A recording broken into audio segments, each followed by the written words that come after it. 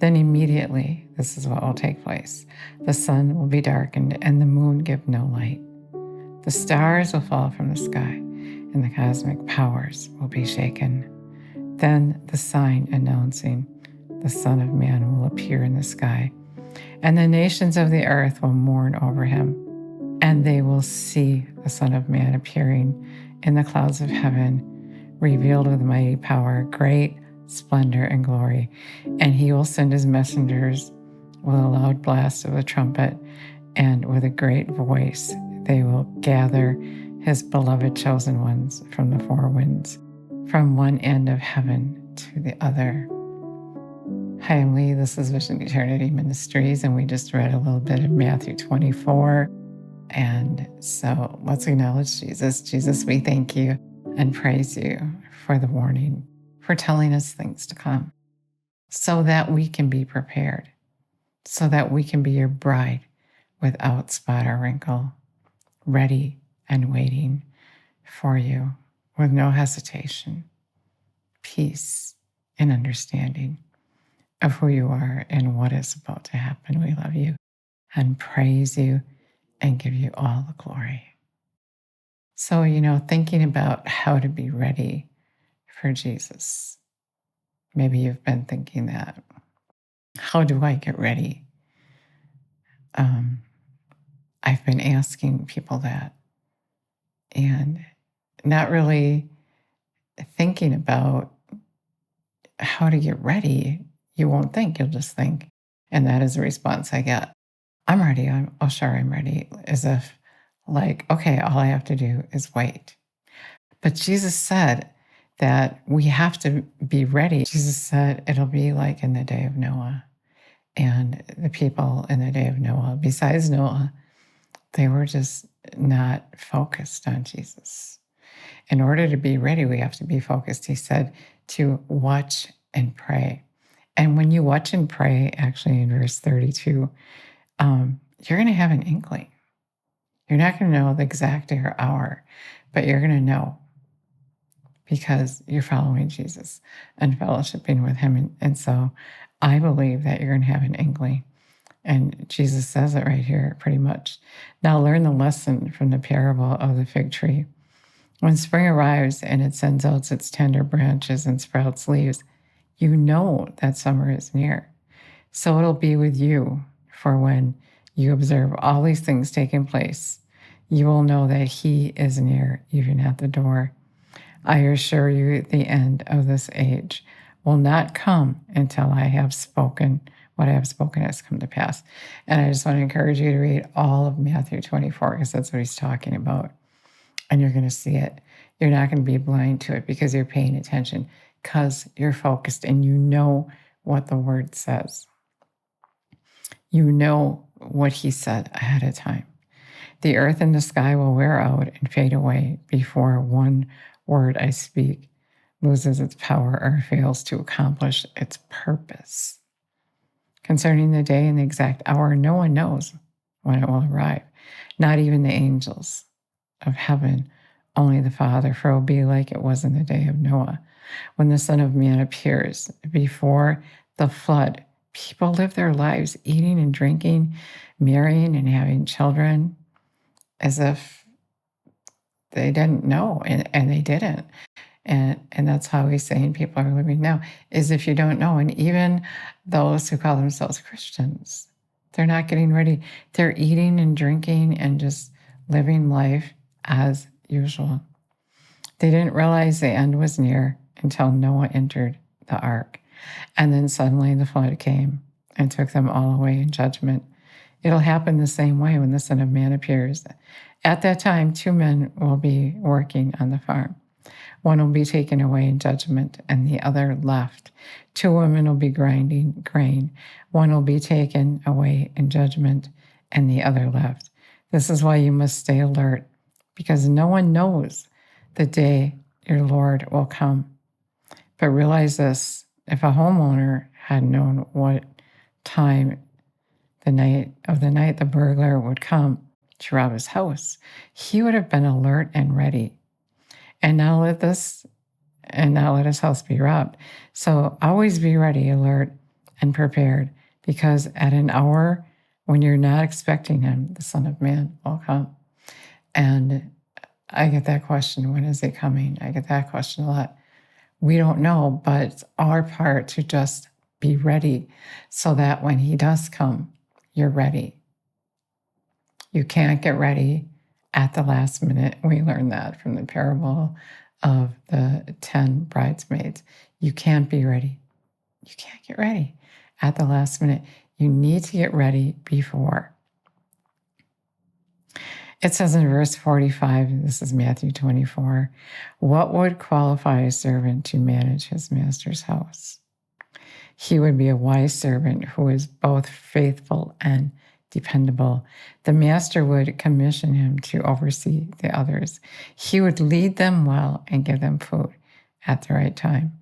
What joy and blessings will come to that faithful servant when the master comes home to find him serving with excellence. I can promise you the master will raise him up and put him in charge of all that he owns. Jesus is saying, can I trust you while I'm gone? We're not going to, you can't think that you can just relax and he doesn't see what you're doing and he doesn't know that you're thinking, I have plenty of time. And so you have until he comes. What will you be doing when he comes? You have until he comes to get it together. But the evil servant says in his heart, my master delays in coming. And who knows when he'll return?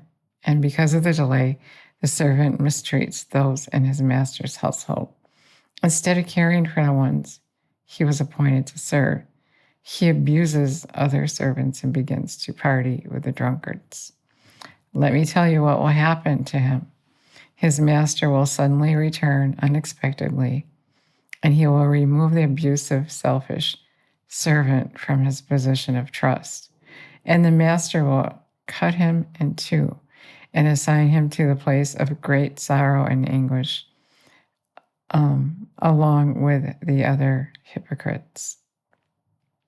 You know, if you call yourself a Christian, but you're acting like this, Jesus is calling that person a hypocrite. And so if we're not doing his will on that day when he comes, this is what will happen. And so now is the time to pay attention and know that at any time he could show up, and you need to be as that servant that was doing what Jesus asked him to do. Do what Jesus asked you to do. Be that servant. Be that man or woman of God that has your focus on Jesus. And that is how you will be ready. You're focused on him. You know that the time is near because of the way he's talking to you. You have fellowship with him, so you know it's soon. He tells us things to come. When Jesus left, he said the Holy Spirit would come and tell you things to come. He would counsel you. He'd be your standby. And so we are going to know. We're not going to know the exact day or hour, but we're going to know. Just reminds me of something he told me that was going to happen, and then I forgot about it. And then when it happened, I was upset. And then he reminded me, he said, I told you. I told you. And Jesus is saying today, I told you. I'm going to come suddenly. And if you're not ready, if you haven't prepared, if you didn't do what I told you to do, if you're not doing the will of the Father, he said, not everyone who calls me Lord will enter into the kingdom of heaven, but those who do the will of my Father. So getting ready is doing the will of the Father. He said, many are going to stand there that day and argue with him. You know, as to say, I know I didn't do your will, but I did this and I did that. I did all these things. And Jesus is going to say, I didn't know you. You weren't that faithful servant. And so really you need to be aware of what you're doing. And the only way you can really be aware of what you're doing is that fellowship with Jesus. To listen to him, tell you things to come. Listen to him correct you. Revelation 3:19, he corrects those that he loves. Many are offended when they're corrected. Many don't want to be led by the Spirit of God, the Holy Spirit. Jesus gave up his life so God's Spirit could live on the inside of you and direct you, tell you things to come, help you to be ready for that day. Teach you all things. We have to be recreated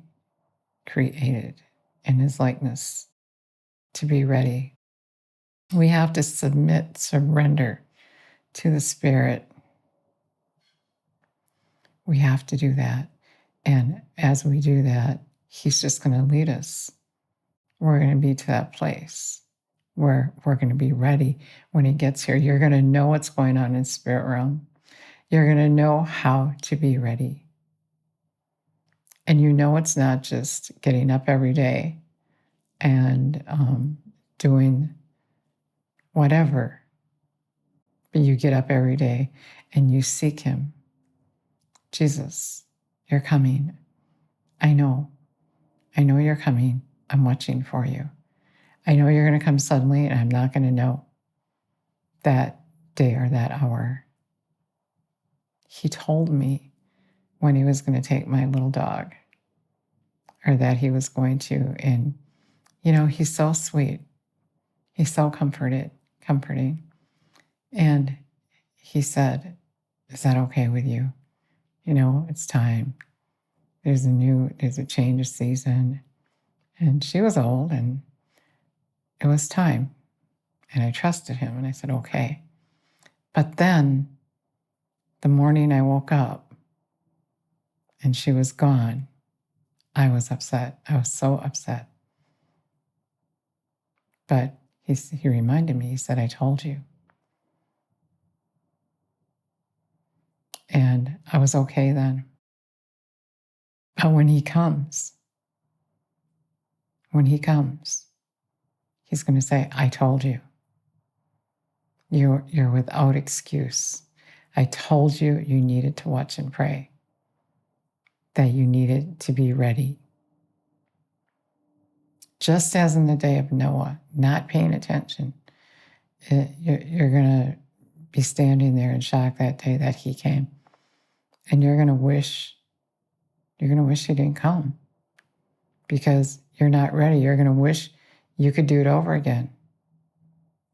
You're going to run and try to get away because you have to know what he said so you can know what's going on when it happens. I'm going to just go up here a little bit further in verse 23, and you will hear the reports of some saying, look, he's returned, the Messiah is over here, or the Messiah is over there. Don't believe it, for there will be impostors falsely claiming to be God's anointed. You have to know what's going on. You have to know what the word says. You have to look at it, spend time reading it. So when it happens, you're aware. Jesus said this is going to happen. It's happening. Things are happening now. And those of us who are paying attention can see it. Jesus said that.